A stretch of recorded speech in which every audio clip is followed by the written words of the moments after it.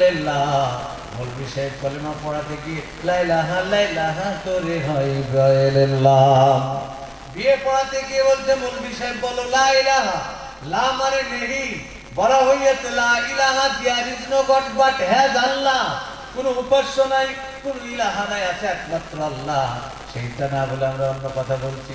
বাপজিরা ভাইয়েরা, একটা সিনেমার নাম একটাও বলে না, একটা প্লেয়ারের নাম ভুলে না, অথচ আল্লাহ যে কলেমা সেটা আমরা মুসলমান সঠিকভাবে জানি না।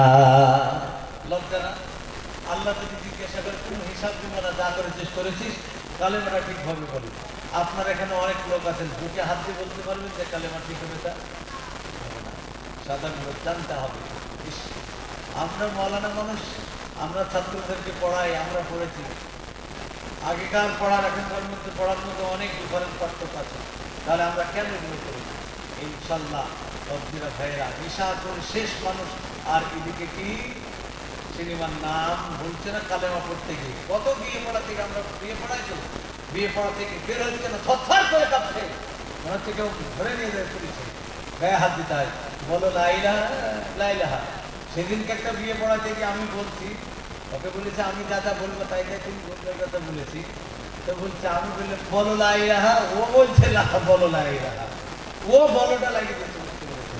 বলছে কোন পাগল হয়ে এরকম আছে না? নাই আছে। 2 নম্বর হলো মহিলাদের পর্দা করা, পর্দা করতে হবে। নবীজি বলেছেন মেরাজে কি সব থেকে নারীদেরকে দেখেছি জাহান্নামের আগুনে পড়তে। জাহান্নাম হচ্ছে নিশা ওফেবালা শয়তান, মেয়েরা হচ্ছে শয়তানের জাল। দেখবেন গোটা পৃথিবীতে সব কিছু কিন্তু মেয়েদেরকে কেন্দ্র করে, ঠিক কিনা বলেন? বিশ্বের দ্বিতীয় প্রথম যুদ্ধ কাকে কেন্দ্র করে? মহিলাকে